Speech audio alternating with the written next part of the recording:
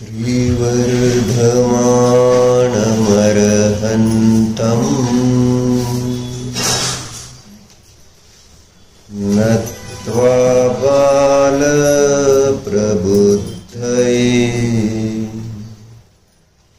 विरच्यते मितस्पष्ट संदर्भ न्यायदीपिका।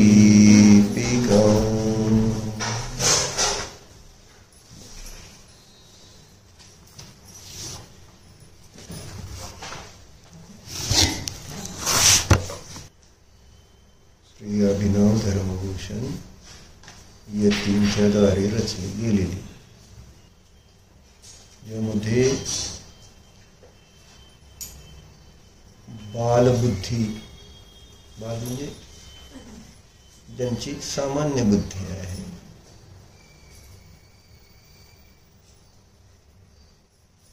कुलकुलाचा करणार आहेत ते मंगलाचरणामध्ये. काय तुम्ही म्हणता का मंगलाचरण? मग आला का बाल शब्द मंगलाचरण? आता बघते ते बाल प्रबुद्ध हे बाल जे आहेत त्यांना प्रबुद्ध करण्यासाठी, असं त्याचा अर्थ. बाल शब्दाचे मग अर्थ अनेक केलेले आहेत महाराजांनी.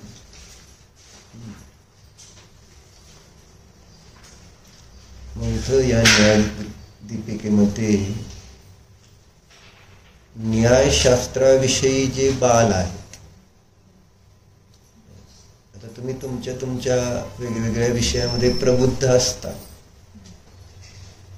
पण सगळेजण सगळ्याच विषयामध्ये प्रबुद्ध नसतात. म्हणून जे ज्या विषयामध्ये प्रबुद्ध नाहीत ते त्या विषयामध्ये काय झाले? बाल झाले. न्यायशास्त्राविषयी जे बाल आहे, काय असतं न्याय हे ज्यांना माहिती नाही,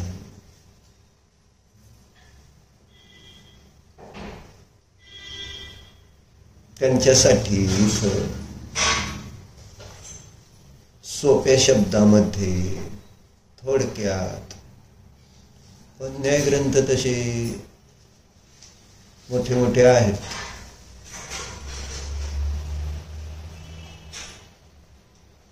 प्रमेय करुण मार्तंड, प्रमेय रत्नमाला, न्यायविनिश्चय, न्यायकुमुदचंद्र, असे वेगवेगळे विषय आहेत. काय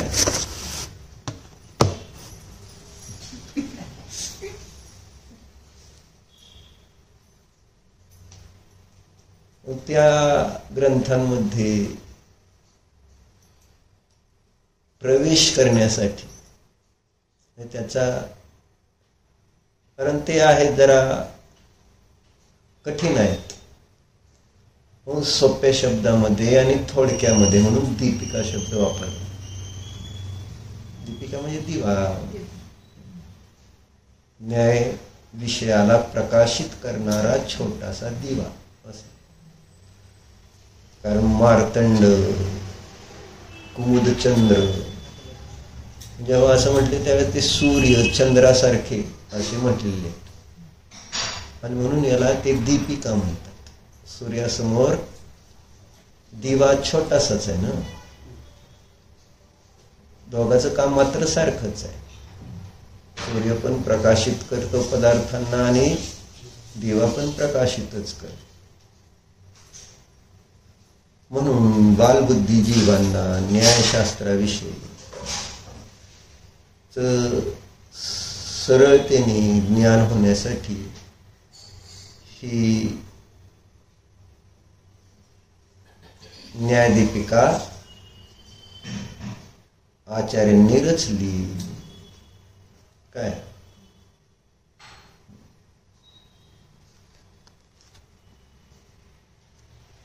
मग त्या न्यायशास्त्रामध्ये जो इथं विषय येतो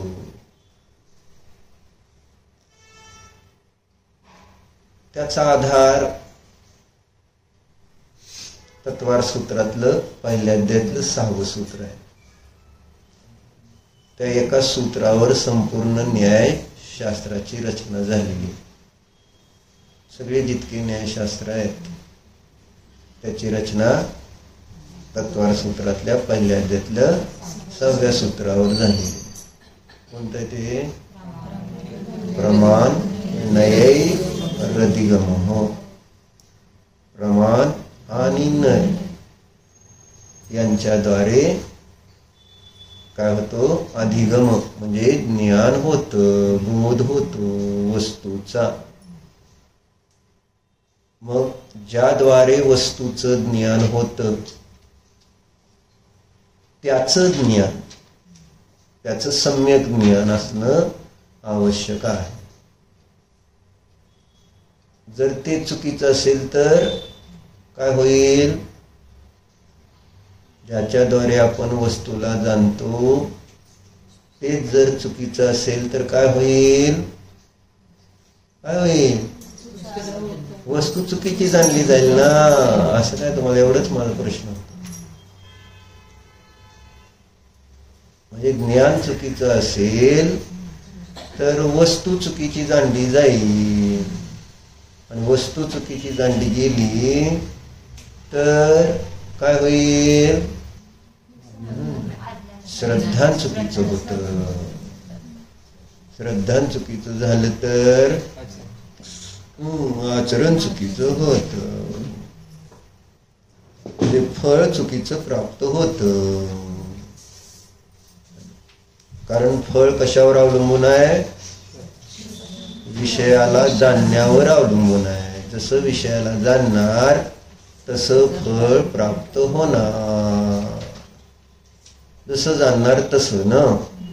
म्हणून इथं सुरुवातीचं जे न्यायदीपिकेवरचं चार्ट आहे, चित्र आहे ना, हे त्याच्यामध्ये दाखवलं त्यांनी महाराजांनी. काय काय लिहिलं इथं? इथे काय लिहिलं तर विषय, इथं तो मनुष्य दाखवलाय, त्याच्या डोक्यावर काय लिहिलंय? ज्ञान. आणि इथं काय लिहिलंय? हो, बरोबर आहे का? मग विषय काय ठेवलाय? आत्मा. विषय कोण आहे? आत्मा आहे. आणि मग त्या आत्म्याला काय करताय? जाणतोय. हा एक जीव. खालून बघायचं तर खालून काय काय म्हणून जाणतोय? यह कुछ है असं जाणतोय. काय म्हणून जाणतोय? हे काहीतरी आहे असं या आत्म्याला तो पाहत असताना जाणतोय. जाणणं आहे, हे ज्ञान आहे ना. ज्ञान कसं आहे? हे काहीतरी आहे. आणि सामान्य जीव धर्मासंबंधीचं जे ज्ञान ठेवतात ते हेच ठेवतात, काहीतरी. कारण निर्णय नसतो. धर्मासंबंधीचा निर्णय नाही. धर्म म्हणजे काय? आणि जरी माहिती असलं तरी काय होतं? त्याचं प्रयोजन भासित होत नसल्यामुळं, अप्रयोजनभूत वाटत असल्यामुळं तो त्याला काहीतरीच समजत असतो. धर्माला, आत्म्याला म्हणजे धर्माला सामान्य रूपाने पण घेतो. म्हणून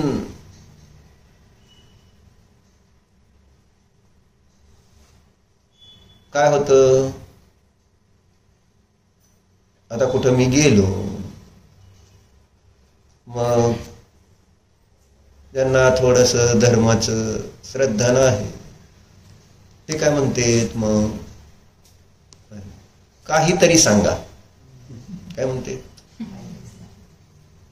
असं सांग, काहीतरी सांग. काहीतरीचा अर्थ तुम्हाला काय पाहिजे हे नाही माहिती. तर जेव्हा धर्म हा विषय येतो त्या आपल्याला हा निर्णयच नाही की आपल्याला इथं काय पाहिजे. तो असतो फक्त एवढंच. कुठंतरी श्रद्धान आहे ते इथं येऊन बसतायत. त्यांना ते काही असतं असं नाही, ते येतच नाही. आणि म्हणून मग काय म्हटलं जातं, काहीतरी सांगा. काहीतरी म्हणजे काय असतं, भाऊ मला हे सांगा, मला ते सांगा, मला अमुक सांगा.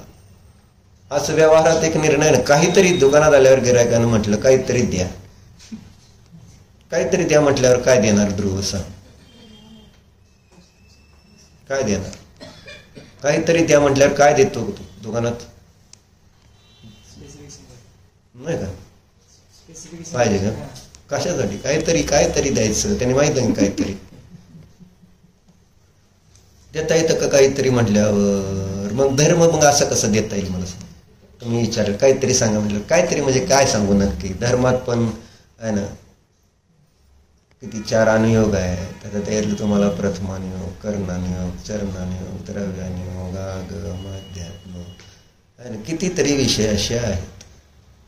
तुम्हाला काय पाहिजे ते काय आम्हाला माहिती नाही. तुम्हाला येतंय काहीतरी धर्माचं, काहीतरी येतंय तुम्हाला धर्माचं, आणि म्हणून तुम्ही काहीतरी सांगा.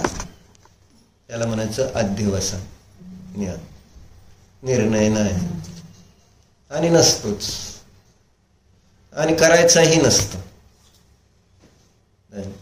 धर्म काय आहे आणि मला धर्म का पाहिजे, का करायचा आहे.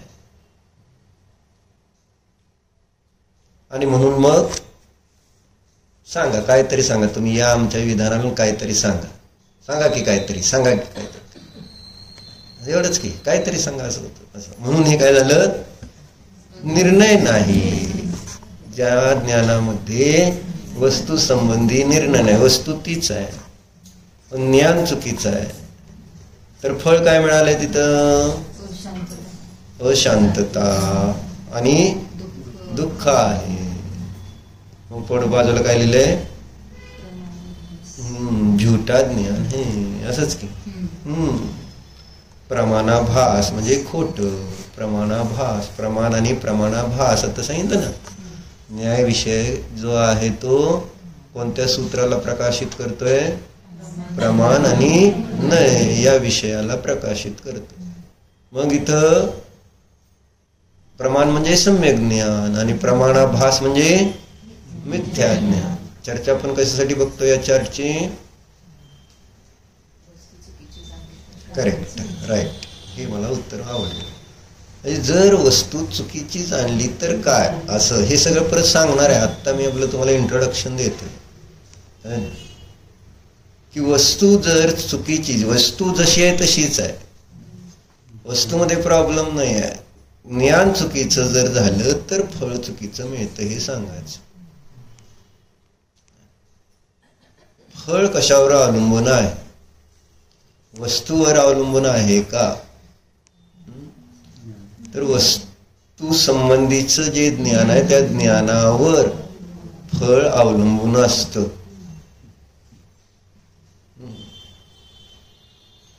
म्हणून पुढचा जीव काय दाखवला? विषय आत्माच दाखवलाय का नाही? आणि त्याला कसं जाणलं त्यांनी? काय जाणलं? हा आत्मा आहे का शरीर आहे असं संशयरूप ज्ञान झालं. विषय तोच आहे, ज्ञान काय झाले? संशयात्मक झालं. मग त्याचं फळ काय? अशांतता आणि दुःखच फळ आहे. बरोबर आहे का नाही? म्हणून हे ज्ञान कसं आहे? प्रमाणाभास आहे, खोटं ज्ञान आहे. प्रमाणाभास फळ चुकीचं आलं ना. जो विषय जाणला त्या विषयाला जाणल्यानंतर जे फळ यायला पाहिजे ते फळ न येता दुसरं फळ आलं, म्हणून त्या ठिकाणी ते ज्ञान चुकीचं आहे असा अर्थ झाला. बरोबर आहे का? जी गोळी घेतल्यानंतर जे रिझल्ट यायला पाहिजे ना, तापावरची, सर्दी, खोकला, जे काय, ती गोळी दिल्यानंतर काय काय कशासाठी घेतली जाते गोळी? ज्या रोगाला दूर करायचंय त्यासाठी ती गोळी. आणि तो रिझल्ट नाही आला तर ती गोळी चुकीची आहे असा अर्थ होईल का नाही?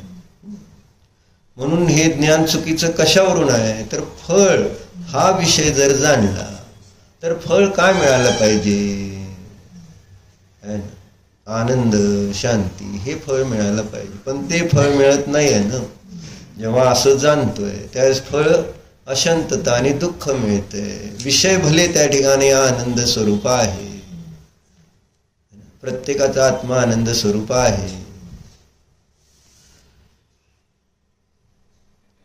मग तसं असताना सुद्धा जाणताना त्या आत्म्याला सगळेजण आपल्या आपल्या मर्जीनं जाणतायत. म्हणजे आपापल्या क्षयक्षमानं जाणतायत. आपल्याला जसं वाटतंय तसं जाणतायत. जसं वाटतंय तसं. मला कसं वाटलं. आणि एकाच अज्ञानीला आत्मा एकाच दिवसामध्ये अनेक प्रकारचा वाटतो. बरोबर आहे का? एकाच अज्ञानीला एका दिवसामध्ये आहे ना स्वतःचा आत्माच वेगवेगळ्या प्रकारचा वाटतो. वाटतो नाही? ज्यावेळेस जे आपण परिणाम करतो त्यानुसार आपल्याला तसा आपला आत्मा वाटतो. पूजा करायला लागला तर पूजा करणारा वाटतो. दुकानात बसला तर दुकान आहे ना चालवणारा वाटतो. स्वयंपाक करायला लागला तर स्वयंपाक करणारा वाटतो. जे जे काम करतो, बोलायला लागला तर बोलणारा वाटतो. ऐकायला लागला तर ऐकणारा वाटतो. चालायला लागला तर चालणारा वाटतो.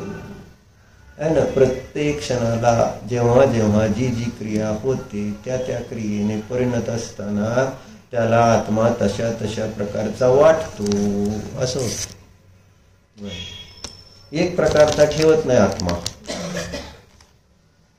की जेव्हा की आत्मा किती प्रकारचा आहे? एक प्रकारचा, एकच प्रकार. पण अज्ञानामुळं अनेक प्रकारचा वाटत असताना फळ काय दिसतं? अशांतता आणि दुःख आहे. काय का नाही? मग कोणी तोच आत्मा पाहते काय? मग त्या आत्म्याला पाहत असताना काय जाणलं त्यांनी? हे शरीर आहे. आत्म्याला शरीर म्हणून पाहणारे आहेत ना. म्हणजे आपणच आत्म्याला शरीर म्हणून पाहतो. पर्याय मूळ जीव आत्म्याला शरीर म्हणूनच अनुभवतात. शरीराला सोडून आत्म्याचं अस्तित्व अज्ञानी जीवाला भासित होत नाही. है ना? आणि म्हणून ते आत्म्याला शरीर म्हणूनच जाणत सगळ्या प्रकारची प्रवृत्ती करतात. मग आत्म्याला शरीर जाणणाऱ्याला काय फळ मिळालं?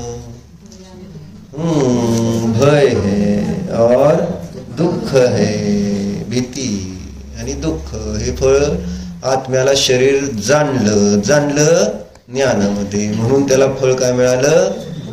दुःख आहे, भय आहे, प्रमाणाभास, झूठा ज्ञान है. बरोबर आहे?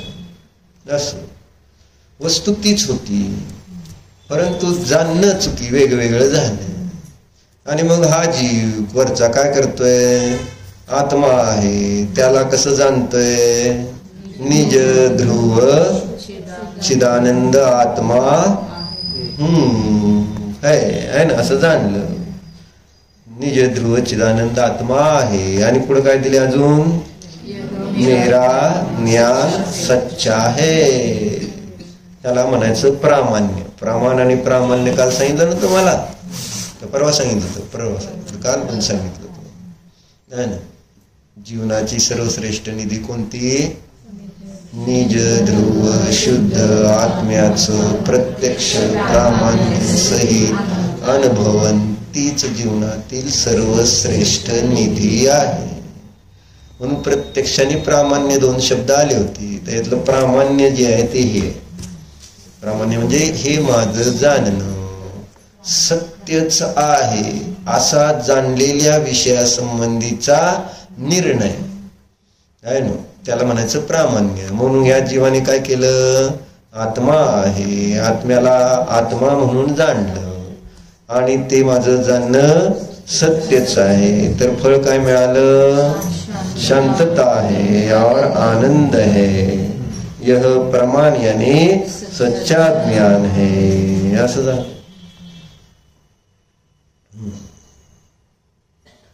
म्हणजे जशी वस्तू आहे तशी जाणली तर त्या ठिकाणी फळ आनंद आणि शांतता आहे. आणि वस्तू कशी असते? जशी आहे तशीच असते.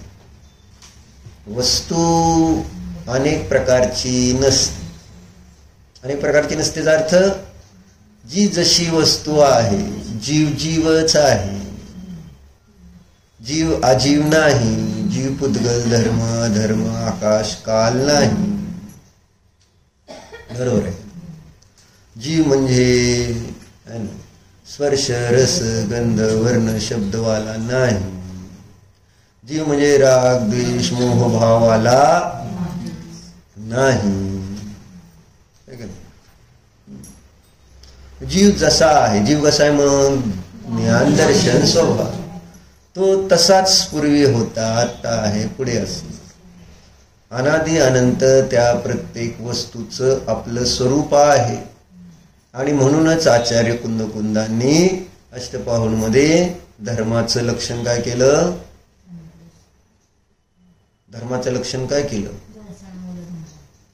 बरोबर. अजून वत्थु सहाओ धम्मो, वस्तूचा जो आपला स्वभाव आहे तोच धर्म आहे. धर्म वेगळा नाही. जो ज्या वस्तूचा स्वभाव तो त्याचा धर्म. हा वस्तू अपेक्षेने झाला. पण आपण त्या वस्तूचा जो स्वभाव आहे तसा न जाणता पाहता माझ्या ज्ञानाने मला जसं पाहिजे तसं जाणतो. तेव्हा काय होतं मग? अशांती आणि दुःखाची प्राप्ती होते. हे वस्तू मध्ये प्रॉब्लेम नाही आहे. कुठं प्रॉब्लेम आला? जाणण्यामध्ये अडचण येते. कुठं अडचण येते? बरं आहे ना? जाणण्यामध्ये अडचण येते. जाणणं चुकीचं झालं तर फळ चुकीचं मिळतंय. कळते का तुम्हाला? म्हणून न्यायशास्त्रांचं एक अपेक्षेने विशेष महत्व सांगितलं. न्याय शिकतोय म्हणून त्याचं महत्व समजायला पाहिजे का नको? है ना? जो अनुयोग शिकतात तेव्हा त्या अनुयोगाचं महत्व समजायला पाहिजे. या दृष्टिकोनातून आचार्य वर्णन करतात. सांगितलं की नाही? जेव्हा आचार्य कुंदकुंदांनी 8 पाहुड रचले की नाही? अष्टपाहुड आहे ना? दर्शन पाहूड, बोध पाहूड, भाव पाहूड, चारित्र पाहूड, लिंग पाहूड, बोध पाहूड, असे 8 प्राभृत रचले. जेव्हा प्रत्येक प्राभृताचं वर्णन केलं त्यावेळेस तिथं कुंदकुंदाचार्य कसे सांगतात? दर्शन प्राभृतची रचना करताना दंसन मूलो धम्म म्हटले की नाही? जर दर्शन नसेल तर बाकी सगळं असलं तरी काही उपयोग नाही. चारित्राचं वर्णन करायला लागले तर चारित्र असेल तर ठीक, चारित्र नसेल बाकी सगळं असलं तरी काही उपयोग नाही. भाव पाहूड रचायला लागले तर भाव महत्वाचा सांगितला. बाकी कितीही बाहेरचं द्रव्य असलं तर त्याचा काही उपयोग नाही. असं मग बाहेरची जी क्रिया आहे लिंग पाहूड सांगायला लागले. समजा द्रव्य आहे ना, मग त्याची चर्चा केली तर ते म्हणजे लिंग असेल तर सगळं काही आहे, ते नसेल तर बाकी सगळं व्यर्थ आहे. प्रत्येक विषयाचं महत्व समजायला पाहिजे. वस्तूमधला प्रत्येक धर्म आहे ना महत्वाचा. एक जरी धर्माचा अभाव केला तर वस्तूचा अभाव होतो. म्हणून त्या धर्माचं महत्व आपल्याला समजण्याच्या हेतूने आचार्य आहे ना वर्णन करत असतात. म्हणून इथं आता काय सांगतायत? न्याय ग्रंथाचं महत्व काय आहे? काय महत्व आहे? वस्तूला जसच्या तसं जाणणं आहे ना, हे न्याय ग्रंथाच्या द्वारे काय केलं? वस्तूला जसच्या तसं जाणणारं जे ज्ञान आहे त्या ज्ञानाला प्रकाशित केलं गेलेलं आहे. वस्तूला जसंच्या तसं जाणणारं कोण आहे? ज्ञान. मग ते ज्ञान जे वस्तूला जसंच्या तसं जाणतं ते ज्ञान कोणतं आहे? कारण ज्ञानच अनेक प्रकारचे तुम्हाला दाखवली तर 3 प्रकार सामान्य रूपाने आहे ना, संशय, विपर्य, अनध्यवसाय रूप 3 ज्ञान आता बघितले की नाही. आणि एक समीचीन ज्ञान 4. आणि असे ज्ञानामध्ये पण अनेक प्रकार आहे. आपण सामान्य जेव्हा चर्चा बघतो तत्वार सूत्रामध्ये तर मती ज्ञान, श्रुत ज्ञान, अवधी ज्ञान, मनपरि ज्ञान, केवल ज्ञान आहे ना. मती ज्ञानाच्या अपेक्षेने बघितलं तर मती ज्ञानाचे 336 भेद केलेले आहेत. किंवा मग आपण जर नियमसार काढला तर त्याच्यामध्ये ज्ञानाचे पुन्हा 8 भेद केले. 5 समीचीन ज्ञान आहेत, 3 मिथ्या ज्ञान आहेत, विपरीत ज्ञान आहे. तत्वार सूत्रामध्ये आलं ना. मती, श्रुत आणि अवधी हे 3 विपरीत ज्ञान पण असतात. अशी 8 प्रकारची कुअवधी तेच केली. कुमती, कुश्रुत आणि कुअवधी. मग अजून पाहायला गेलं तर मग इंद्रियाच्या द्वारे आपण जाणतो तेव्हा ते त्या प्रकारचं ज्ञान. स्पर्शेंद्रियाद्वारे जे ज्ञान ते स्पर्शेंद्रियाचं. रसनेंद्रियाद्वारे जाणलं तर रसनेंद्रियाचं. असं एक इंद्रियाने जाणतो तर ते ज्ञान. असे ज्ञानाचे प्रकार किती तर असंख्यात लोक प्रमाण भेटत. ज्ञान सुद्धा किती प्रकारचं? असंख्यात लोक प्रमाण. इतक्या प्रकारचं ज्ञान आहे. मग त्यातलं बरोबर कोणतं आहे, चुकीचं कोणतं आहे? प्रत्यक्ष आहे, परोक्ष आहे, प्रमाण आहे, प्रमाणाभास आहे, प्रमाण आहे, नय आहे. नयाचे असंख्यात लोक प्रमाण भेद आहेत. आता किती प्रकारचं ज्ञान आहे आपल्याला माहिती तर आहे का? इतक्या प्रकारचं ज्ञान असतं का? माहिती नाही. वाचन नाही केलं तुम्ही, ज्ञान करून घेतलं नाही त्याचं, म्हणून माहिती नाही. मग याच्यातलं कोणतं ज्ञान बरोबर, कोणतं ज्ञान चुकीचं हे जर कळलं नाही तर काय होईल?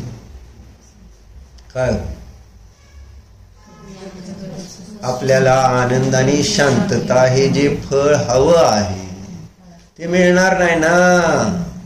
तुमच्या लक्षातच येत नाही अजून. हा प्रॉब्लेम आहे. बात काय नाही. तुम्हाला वाटतं शास्त्र वाचतोय, नाही दुसरं काय तुम्हाला कळत नाही. खरं सांगायला कारण प्रयोजन घेऊन बसलेलाच नाही आहात. का शिकायचंय मला ह्याच्यातनं? म्हणून शास्त्र जेव्हा चर्चा येणार तर शास्त्राचं प्रयोजन, तात्पर्य काय? शास्त्र तात्पर्य काय? शास्त्राचं तात्पर्य वीतरागता सांगितले नाही. पंचास्तिकाय संग्रहामध्ये अमृतचंद्र देवांनी स्पष्ट केलं. सूत्र तात्पर्य, शास्त्र तात्पर्य एकच आहे. वीतरागतेच्या प्राप्तीसाठी शास्त्र आहे. काय दीपक? आणि तुम्हाला वीतरागता नको आहे, तुम्हाला राग पाहिजे. बरोबर आहे का नाही? वीतरागता कोणाला पाहिजे इथं? खरं पाहायला नको आहे मला वीतरागता. म्हणून आपल्याला प्रश्न येतात वेगवेगळे. वीतरागतेवर श्रद्धा नाही, वीतरागतेचं ज्ञान नाही, वीतरागतेची प्राप्ती करण्याचा उपाय माहित नाही, वीतरागतेचा विषय माहिती नाही, आणि तशा पद्धतीचा अभ्यास करायचा आपला प्रयत्न नाही, तशा प्रकारे समजून घेण्याचा पुरुषार्थ नाही. आणि मग कसं आपण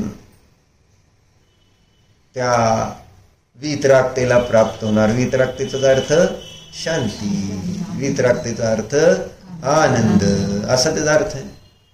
मग शांती आनंदासाठी धडपडणारे पण शांती आणि आनंदाचा विषय माहिती नाही, शांती आनंदाच्या प्राप्तीचा उपाय माहिती नाही, आणि शांती आणि आनंद हे जे फळ आहे त्याचं आपल्याला स्वरूप माहिती नाही. कळते का? स्वरूपाचं अज्ञान आहे, फळाच्या सुद्धा. हेच आपण पहिलं वाक्य वाचलेलं आहे इथलं, है ना. बहुत से जीव, कोई भी जीव हो, सुख शांति से जीवन जीना चाहता है ना. सम्यक आनंद का मतलब ही निराकुल आनंद है, और जो नित्य हमेशा सदैव आनंद रूप ही रहे. आकुलता जिसका फल कभी न हो वही सच्चे आनंद की पहचान यानी लक्षण है. हे लक्षण आपण कधी करतच नाही. आणि मग म्हणतो, मग काय म्हणतो मग आपण, जे आपल्याला इंद्रिय विषय भोगाच्या आधाराने मिळणारा आणि आनंद आहे, तोच आनंद खरा आनंद वाटतो. मग ओळख नसल्यावर करणार काय? गाढवाला गुळाची चव आणणार का? काय दीपक, गाढवाला गुळ कळतो का? गुळ चव म्हणजे त्याच्यासमोर गुळ ठेवा आणि त्याच्यासमोर तुम्ही चारा ठेवा, गवत ठेवा, ते दोन्ही मिक्स करूनच खाणार का नाही? त्याला असं गुळ म्हणून वेगळा तुमच्यासारखा माणूस आहे का? ती टेस्ट घेत खाणारा, प्रत्येकाची वेगवेगळी टेस्ट पाहिजे असते. म्हणून आपल्या ताटात पदार्थ किती ठेवले जातात आणि किती पदार्थाची आपल्याला इच्छा असते, है ना. आपल्या बुद्धीचा हा दुरुपयोग म्हणायचा. कसा उपयोग आहे? म्हणजे ती बुद्धी जर आत्म्याला जाणण्यासाठी लावली असती तर अंशन स्वभाव प्राप्त झाला असता, खायचा विषय संपला असता, आहे ना. सदैवासाठी आनंद प्राप्त झाला असता, पुन्हा भुकेचं दुःखच राहिलं नसतं. पण तसलं नाही ना. तसलं कधी बघितलंच नाही, ऐकलंच नाही, वाचलंच नाही, समजून घेतलंच नाही, श्रद्धान केलीच नाही. मग ते कशासाठी असं म्हणून म्हणतो. शांतता आनंद पाहिजे, पण लक्षण न करता शांती आणि आनंदाच्या पाठीमागे लागलेले आपण आहोत. आपण काय सगळे संसारातले जीव त्या शांतीचं आनंदाचं स्वरूप समजून घेत नाही आणि मग मला शांती पाहिजे म्हणून काहीतरी करत राहतात, आहे ना. काय करत राहतात? काय वाक्य वाचलं का सकाळी? तुम्हाला काल वाचा म्हटलं तर नाही मंदिरात.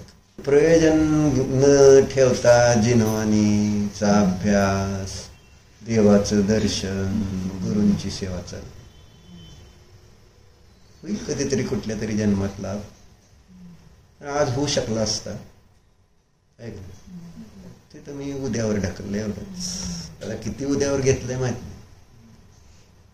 जे आज होऊ शकत होतं त्याचं आपणच पुढं ढकललेलं आहे. ते उद्यावर आपणच ढकललेला आहे. धर्म, आपली शांती, आपला आनंद कोणी त्या ठिकाणी आपल्यापासून दूर ठेवलाय? आपणच त्या आनंदाला, शांतीला आपल्यापासून दूर ठेवतो आहोत. म्हणून अनंत काळ गेला आतापर्यंत. उद्या करू, बघू, नंतर बघू. आज आणि आत्ता त्याचं महत्व नाही. काय वाचायला सांगितलं होतं काल? सिद्धांत सांगून काय विषय होता कालचा विषय? काय बाळे का? करेक्ट, हुशार आहे. वाचलं तुम्ही दिसतं. लिहिण पण आलं का तुम्ही? एक नंबर. वाचा आता सगळ्यांसाठी. नाही ज्यांनी वाचलं त्यांना वाचून दाखवा. ज्यांनी वाचलं पण विसरले त्यांनी म्हणतील हा बरोबर आहे. निदान तेवढं परत संस्कार परत जर झाला तर त्यांना लक्षात राहील. वाचा.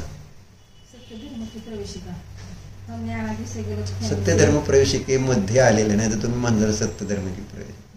ते पुस्तक आहे त्याच्यात. ते हमने अनादि से गलत फहमी की वजह से कुछ करने से कृष्ण ने ज्यादातर चारित्र मोह पर काम किया है. बस और दर्शन मोह जो बर वाचा पूर्ण वाचा असले बरोबर. दर्शन मोह जो कि संसार बढ़ाने वाले कारण है, उसे वैसा की वैसा छोड़ दिया, इसलिए हम आज तक संसार में भटक रहे हैं. करेक्ट. आपण बदलायचा प्रयत्न. सकाळी चिंतन झालं की मी का दुःखी होतोय, विचार केला. मी दुसऱ्याचं परिणामानं बघून दुःखी होतोय. दुसऱ्याचं परिणामन कसं व्हायला पाहिजे आणि कसं होतंय आणि त्यामुळं मी दुःखी होतो. अरे जाऊ दे की आपल्याला काय करायचं? दुसऱ्याचं परिणामन काय झालं, कसं झालं, आहे ना, कसं नाही झालं, त्यामुळे आपण काय एवढं त्रास करून घ्यायचं? शांती मला पाहिजे तर मला दुसऱ्याच्या संबंधी विचार करून मला शांती मिळणार. ही मला सकाळी चांगलं चिंतन झालं म्हणून मी आज तुम्हाला दुपारी सांगायचं ठरवलंच होतं. म्हणून विषय आला तर सांगितलं.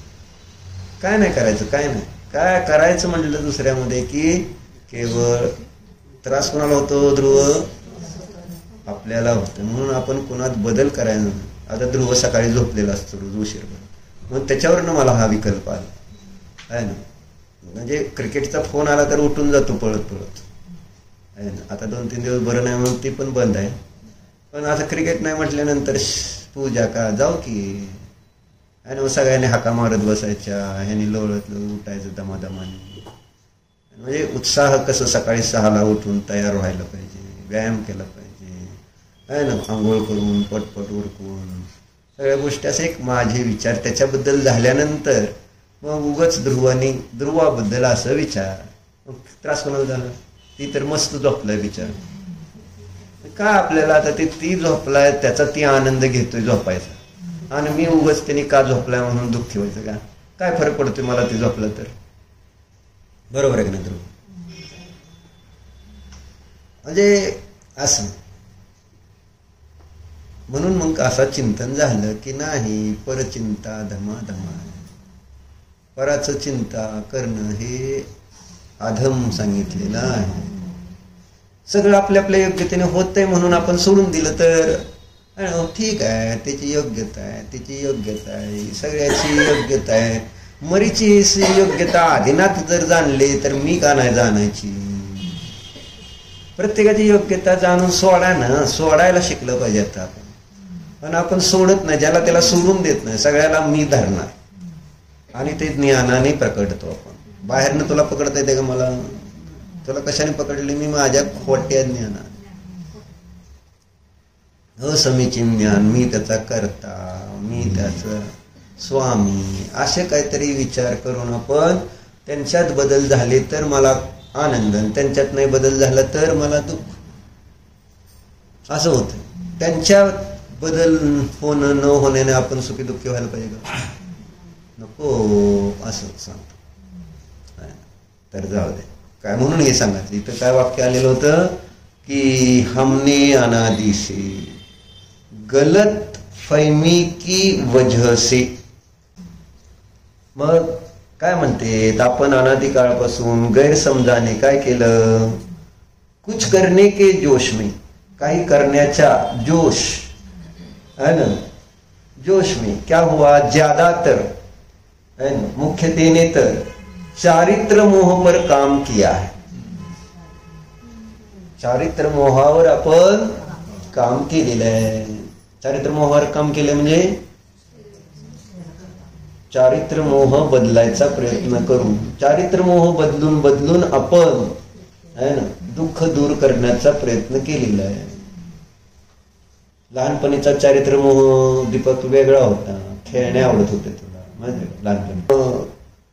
लहानपणी त्याला खेळणे आवडत होती, तर ती आता मोठा झाला तर फेकून दिली. बघा, फेकून द्यायला पाहिजे का? सिद्धमच्या पोरांना उपयोगात आला असतं ना, असं मानचा विचार. बाकी पोर खेळ आहे का नाही? असे विचारले भारी असते तुम्हाला. कुठे कोणाचा काय विचार असेल म्हणून ठेवायचं असतं. आपल्याकडे ठेवायची फार पद्धती. तिकडे अमेरिकेत तशी पद्धत नाही. अमेरिकेमध्ये साठतं सामान कधी कधी नवीन आणलेलं असतं आणि वापरलं जात नाही, आणि ते सगळं स्टोर रूम मध्ये ठेवलं. त्याचं एक गॅरेज असतं, त्या स्टोर मध्ये ठेवलं जातं. आणि मग जर ते भरलं, जास्त दिवस झाले, तर मग त्यांना मग सेल काढतात. त्याला गॅरेज सेल म्हणायचं. एक दिवस काढतात, असं तिथं असतो दिवस गॅरेज सेल. म्हणजे प्रत्येकाने आपापल्या गॅरेजमध्ये जो नको असलेला माल ठेवलेला आहे तो विक्रीला काढलेला. मग फिरायचं सगळीकडे, सगळे ज्याला पाहिजे जे, ज्या गॅरेजमध्ये जी वस्तू ज्यांना नको आहे, नवीन वस्तू पण मिळते, वापरलेल्या वस्तू पण चांगल्या मिळते. असं तिकडे सिस्टीम. ठेवायचं नाही काय. आपण मात्र आयुष्यभर, म्हणून आजच ती वाचलं ना तुम्हाला, वाचून महाराजांच्या डायरीत आलेलं शुद्धम डायरीमध्ये. शुद्धम डायरी आणतो भैया. काय लिहिलं? मुंगीची अवस्था कशी असते ती लिहिली. आत्मा नित्य आनंदमय चैतन्यमय आहे. भो आत्मन, कसलाही लोभ करू नकोस. पहा, ही 3 इंद्रिये असणारी मुंगी. लहान प्राणी, आकार लहान असला तरी त्यात असंख्यात प्रदेशी आत्मा आहे. चिदानंद आत्मा आहे. कसं सांगितलं मला, मुंगी आहे म्हणून काय आणि त्याच्यात आत्मा कसा आहे, त्या मुंगीचा आत्मा पण चिदानंद स्वरूप, पण ती मुंगीची बुद्धी कशी झाली बघा आता, है ना, कर्तृत्व भोक्तृत्व भावनेने परिणत होऊन ती मुंगी कर्तृत्वाच्या आणि भोक्तृत्वाच्या भावनेने परिणत होऊन जास्तीत जास्त असणारे 49 दिवसाचे जीवन नष्ट करते. काय करते ती, तिचं आयुष्य 3 इंद्रिय जीवाचं आयुष्य मुंगीचं जास्त जर जगलीच तर, नाहीतर अशी इकडं तिकडं पायाखाली येऊन वाऱ्याने उडून पाण्यात कुठं कुठं असं तिचं मरण कितीतरी प्रकारे येतं मुंग्यांचं, आहे ना, पावडर बिवडर टाकून BSc वगैरे असे सगळे मरायला काय त्या मुंगीला वेळ लागत नाही. पण जर जगलीच तर तिचं लाईफ किती आहे 49 काय बघा, है ना. मग कर्तृत्व आणि भोक्तृत्व भावनेने परिणत होऊन जास्तीत जास्त 49 दिवसाचे जे आयुष्य आहे जीवन आहे ते नष्ट करते.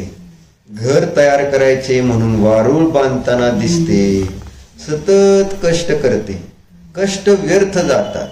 तसेच त्याच्या स्वतःच्या धान्यासाठी गोळा करण्याची तीव्र लोभ मुंगी करते, सतत त्यासाठी प्रयत्नशील असते, स्वतःचा अनंत अर्थाचा साठा विसरते, परिणामतः सतत आकुलित असते, दुःखी असते. हे उपादेय समजत नाही. हे आत्मन, जी ही अवस्था प्राप्त झाली आहे त्यात सत्य दर्शन झाले, उपादेय सहज चैतन्य समजले, अनुभवले, तर आता लोभ करू नको. म्हणजे मुंगीचं उदाहरण देऊन त्यांनी समजावून सांगितलं की ती मुंगी काय करते. सत्य दर्शनाच्या अभावामध्ये मी चिदानंद स्वरूपी आहे हे तिला कळलं नसल्यामुळं ती पर्याय धारण करून घर बांधणे आणि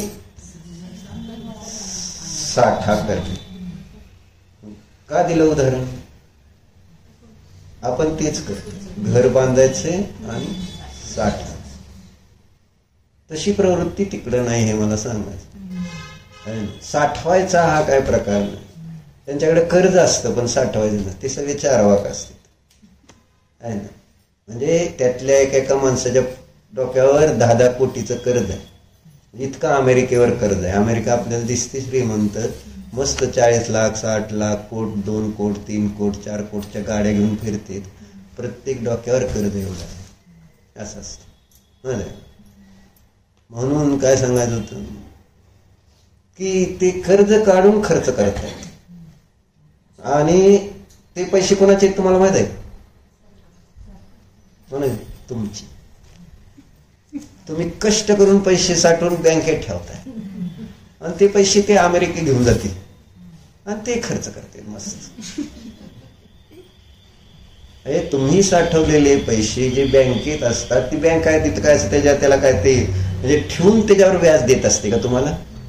बँकेत FD ला जी व्याज मिळतं ती काय बँकेत आपोआप त्याला काय पिलं होतीत का तुमच्या नोटांना, नाहीत ना. मग कशामुळे आपल्याला जास्त पैसे देते 2-4 वर्षांनी 5 वर्ष. That is also business. Bank सुद्धा तुम्ही घेतले ती काय बँकेत साठवलेले नाहीत पैसे, अशा FD तिथं नुसतं तुम्हाला कागद दिलेला आहे, तुम्ही नोटा दिलेली आहेत.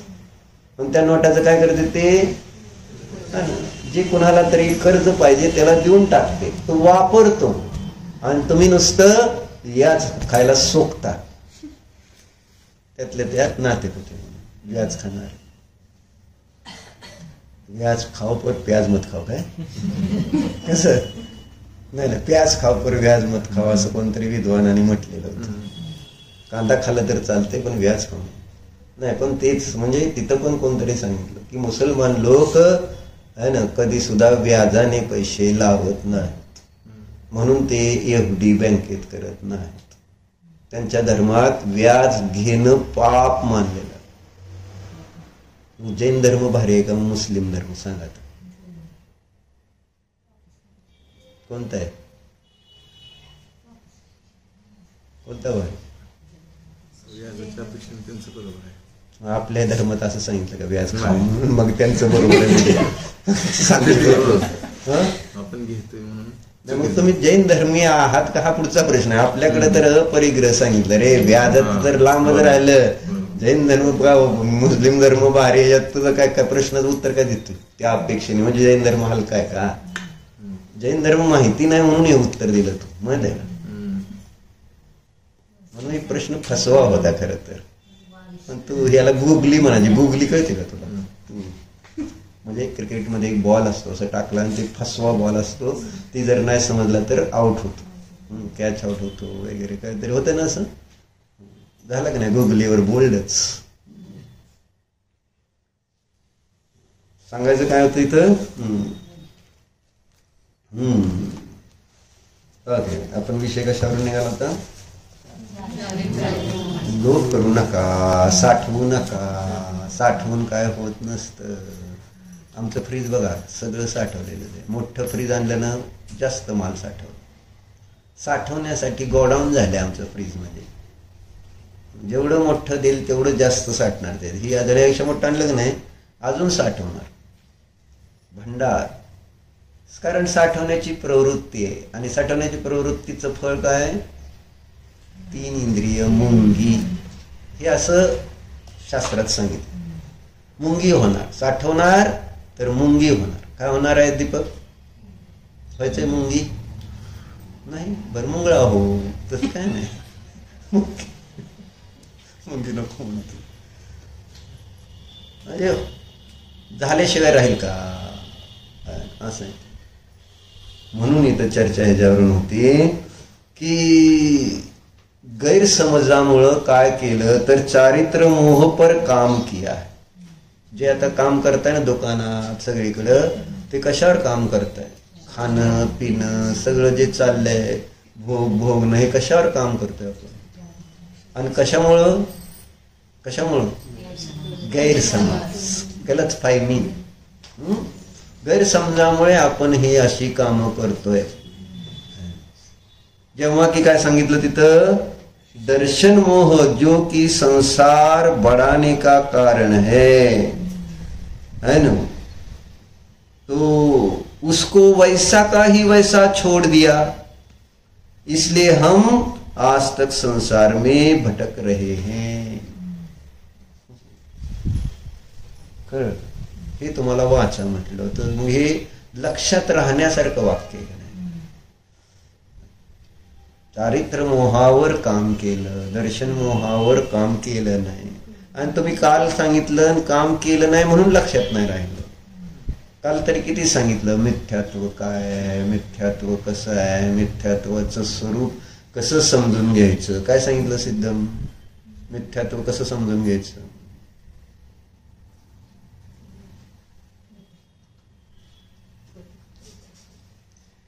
काय आपल्याला मिथ्यात्व, आता मी सांगितलं नाही मिथ्यात्व काय, मिथ्यात्व किती दुःखरूप आहे हे कसं समजून घ्यायचं. कसं सांगितलं आचार्यांनी समजून?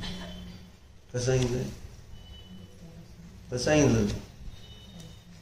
काय करायचं आम्हाला त्याचं तुम्हीच बघा.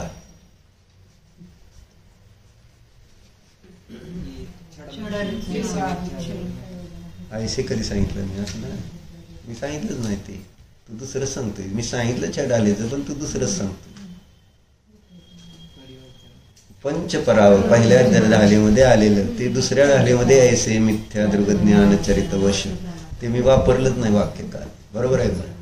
आणि यो परिवर्तन पुरे करे हे वाक्य वाचलं. सुरुवात तिर्यंच गती एकेंद्रियापासून आणि शेवट तिर्यंच गती एकेंद्रियामध्येच पुन्हा कसा आला, आणि अशा प्रकारे परावर्तन कशी पूर्ण केली, आणि या एका एका परावर्तनामध्ये किती दुःख या जीवाने या संसारामध्ये भोगली, हे सगळं आहे फळ डोक्यावर पडलं. मला वाटलं घेशील पण तू तशीच बसली. हा, तर हे सगळं मिथ्यात्वाचं फळ समजा, हे सांगितलं होतं का नव्हतं? पण त्याचा आपण विचार करतोय का? मी तर छोट्या छोट्या दुःखाचा विचार करतो. चारित्र मोहामुळे उत्पन्न होणार. कारण चारित्र मोहाचे किती भेद आहेत? किती भेद आहेत चारित्र मोहाचे?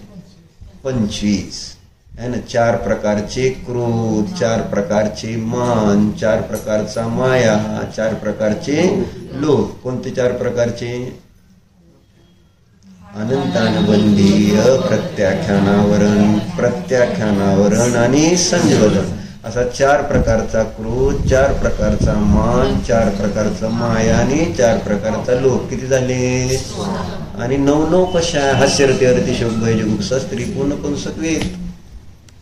असे 25 प्रकार आहेत चारित्र मोहाचे. आणि मग आपण काय केलंय? चेंज, गलत